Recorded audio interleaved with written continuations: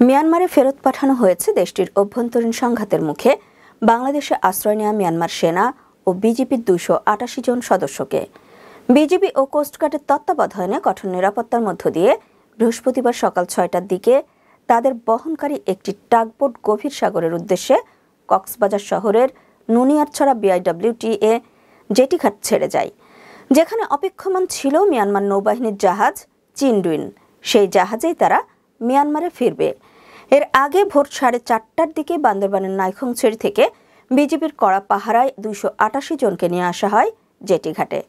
এসব নাগরিকের প্রত্যাবাসন ঘিরে সকাল থেকে নুনিয়ারছড়া বিআইডব্লিউটিএ জেটিঘাট এলাকায় কঠোর নিরাপত্তা বলয় গড়ে তোলে বিজিবি, কোস্টগার্ড ও পুলিশ।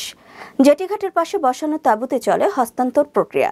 এ সময় বাংলাদেশে নিযুক্ত মিয়ানমারের রাষ্ট্রদূত অং কিউ মোয়ে, মিয়ানমার সীমান্তরক্ষী বাহিনী বিজিবির কর্নেল মিউথুরা নউং উপস্থিত ছিলেন। এই জাহাজে করেই গতকাল মিয়ানমার থেকে ফিরেছে ১৭৩ বাংলাদেশি নাগরিক। মিয়ানমারের অভ্যন্তরে সংঘাতের জেরে গত ফেব্রুয়ারি থেকে এ পর্যন্ত বাংলাদেশে পালিয়ে আসেন দেশটির সেনা, বর্ডার গার্ড, পুলিশ সহ ৬১৮ জন মিয়ানমার নাগরিক।